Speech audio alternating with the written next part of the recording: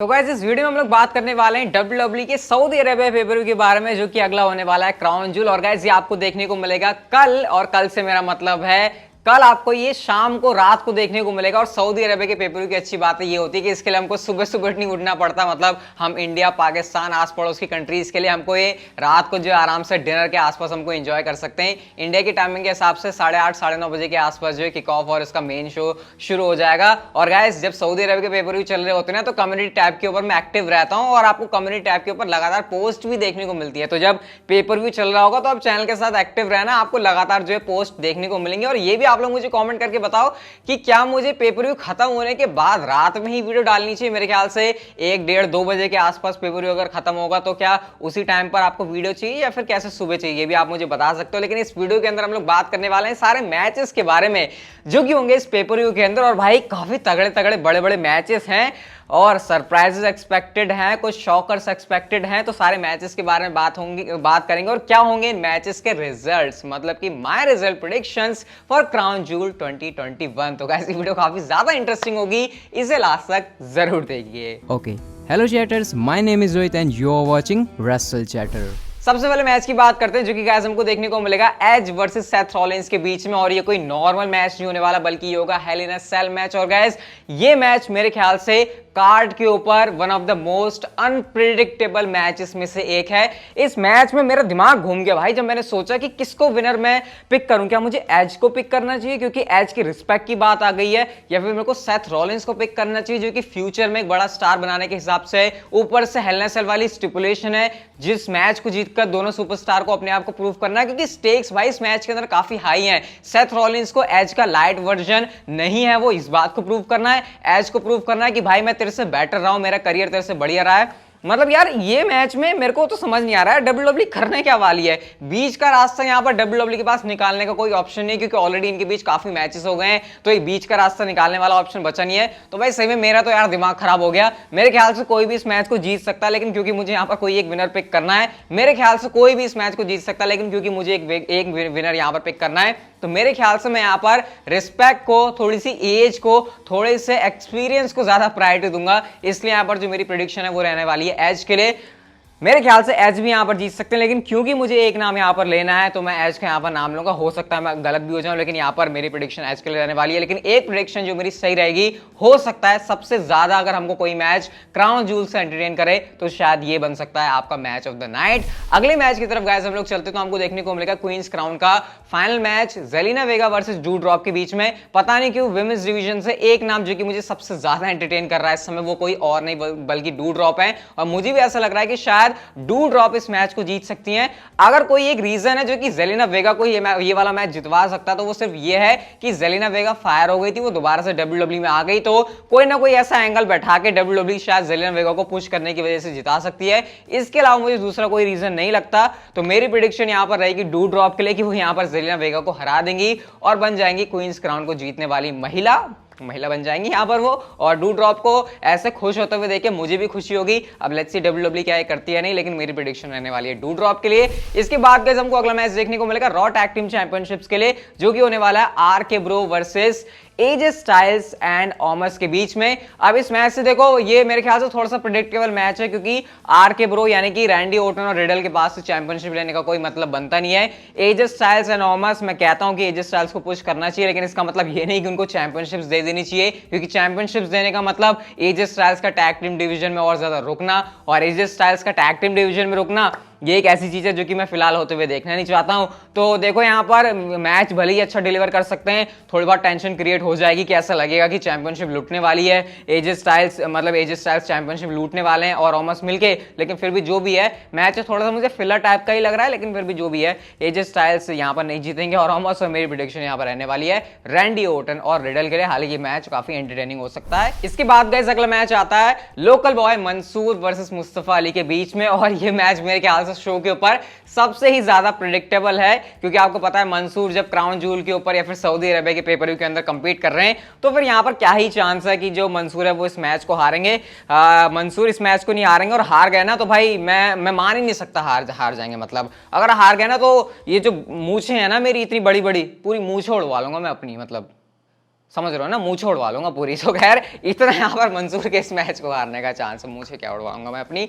तो मंसूर यहाँ पर इस मैच को हारने नहीं वाले भाई, सिंपल सी बात है। और प्रेडिक्शन यहाँ पर मेरी क्या भाई, हर किसी की ये रहने वाली है कि मंसूर जो है इजीली इस मैच को जीत जाएंगे और मुस्तफा अली का जो है यहाँ पर tata bye bye goodbye होने वाला है। गलत फंस गए यहाँ पर मुस्तफा अली, मंसूर के खिलाफ उनका कोई चांस यहाँ पर नहीं बनता है। इसके बाद गाइस अगला मैच यहाँ पर आता है Becky Lynch versus Sasha banks versus Bianca Blair के बीच में, जो कि होने वाला है बेकी लिंच की स्मैकडाउन वुमेन्स चैंपियनशिप के लिए। अगर मेरे ख्याल से मैच के अंदर डब्ल्यूडब्ल्यू ने दिखाने की कोशिश तो काफी ज्यादा करी है कि भाई यहाँ पर ड्राफ्ट वाला एंगल है, यहाँ पर साशा बैंक्स चैंपियनशिप जीत सकती हैं, बियांका ब्लेयर चैंपियनशिप जीत सकती हैं। लेकिन मेरे ख्याल से एट द एंड में, क्योंकि बेकी लिंच ने अभी आकर स्मैकडाउन की वुमेन्स चैंपियनशिप जीती है, तो कहीं ना कहीं ये मैच प्रेडिक्टेबल सा है फिर भी थोड़ा सा, क्योंकि बेकी लिंच अभी अगर चैंपियनशिप उन्होंने जीती है तो शायद ही डब्ल्यूडब्ल्यू उनके पास से चैंपियनशिप लेगी, क्योंकि अगर चैंपियनशिप उनसे लेनी होती तो शायद फर्स्ट प्लेस में उनको चैंपियनशिप डब्ल्यूडब्ल्यू देती नहीं। तो इसलिए यहाँ पर जो मेरी प्रेडिक्शन है वो इस मैच के लिए बेकी लिंच के लिए रहने वाली है कि इस मैच के अंदर जो है वो किसी न किसी तरीके से कोई भी जुगाड़ वगैरह लगा के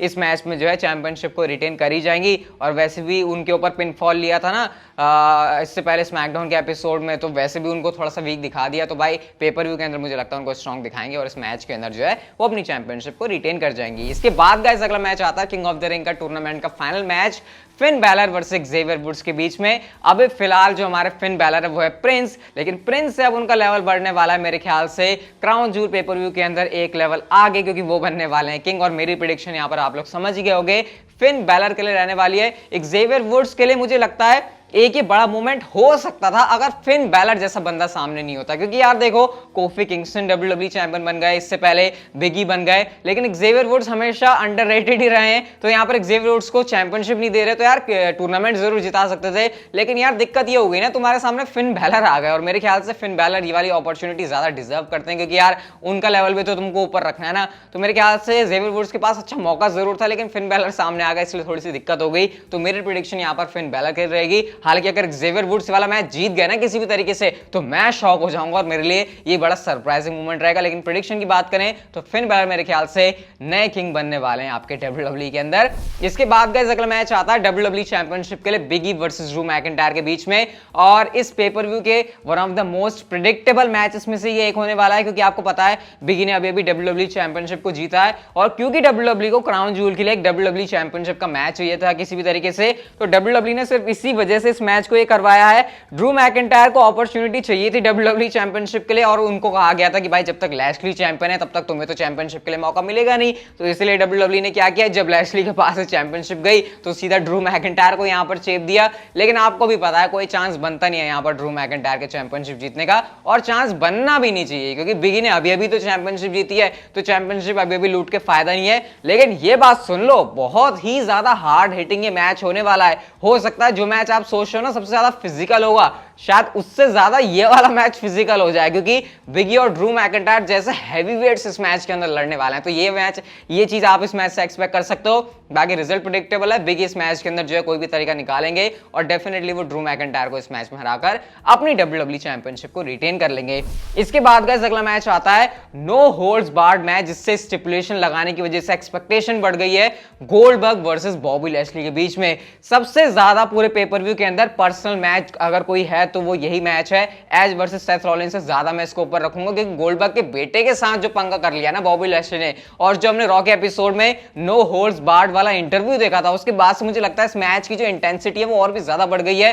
गोल्डबर्ग पीछे हटने को तैयार नहीं है, लैशली पीछे हटने को तैयार नहीं है, दोनों सुपरस्टार ने अपनी पूरी जान लगा दी और कैसे भी करके वो पूरा एफर्ट इस मैच के अंदर डालने वाले हैं। तो मेरे ख्याल से गोल्डबर्ग जब से वापस आया ना डब्ल्यूडब्ल्यू के अंदर, वो ब्रॉक लेसनर के साथ जो उनका मैच था, उसके बाद तो शायद हो सकता है अब तक का गोल्डबर्ग का ये बेस्ट मैच हो सकता है मैंने एक्सपेक्टेशन ज्यादा लगा ली। लेकिन गाइस मुझे लगता है इस मैच के अंदर कमाल धमाल तो होने वाला है, मैच लंबा होने वाला है। इस बार गोल्डबर्ग ज्यादा एफर्ट लगाने वाले हैं। हर बार जो फैंस कहते हैं ना कि यार गोल्डबर्ग तुमने डिसअपॉइंट कर दिया, मेरे ख्याल से गोल्डबर्ग यहां पर ऐसी परफॉर्मेंस डिलीवर करने वाले हैं जो कि फैंस के मुंह पर ताला लगा सकती है। तो यहां पर ये मेरी कुछ एक्सपेक्टेशन है। लेट्स सी इस मैच के अंदर होता क्या है। प्रेडिक्शन की बात करें इस मैच की तो वो थोड़ा सा अनप्रेडिक्टेबल बनाने वाली जरूर है कि क्या गोल्डबर्ग फिर से हार जाएंगे या अगर गोल्डबर्ग हराएंगे तो क्या बॉबी लेस्ली का वो भाई फिर से वही सीन हो जाएगा कि गोल्डबर्ग आके सुपरस्टार्स को हरा देते हैं।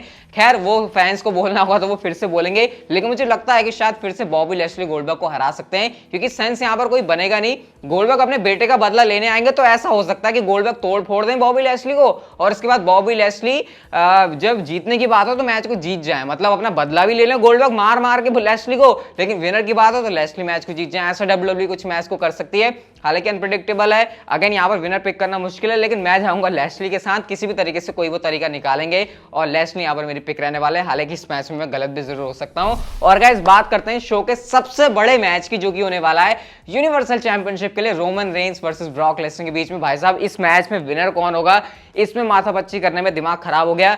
इतना तो क्लियर है, पॉल हेमन डेफिनेटली यहां पर कोई रोल प्ले करने वाले हैं।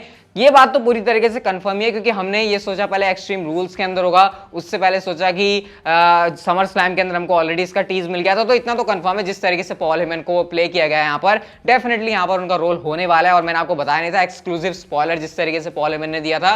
रोमन रेंस का मामला क्लियर है, मुझे स्टिल नहीं लगता कि रोमन रेंस के पास से यूनिवर्सल चैंपियनशिप जाने वाली है, लेकिन ये मुझे नहीं लगता, क्या WWE को ऐसा लगता है, उसके ऊपर सारी चीजें डिपेंड करती हैं।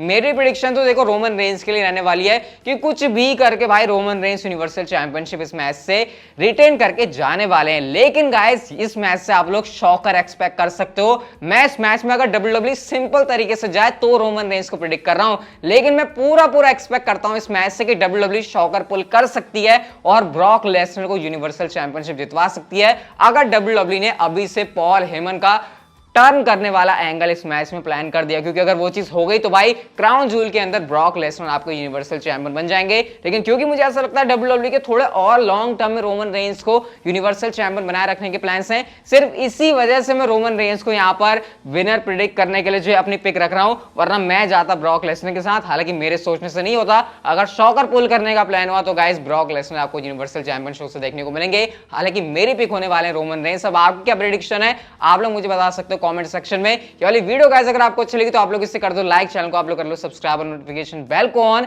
And see you guys in my next video.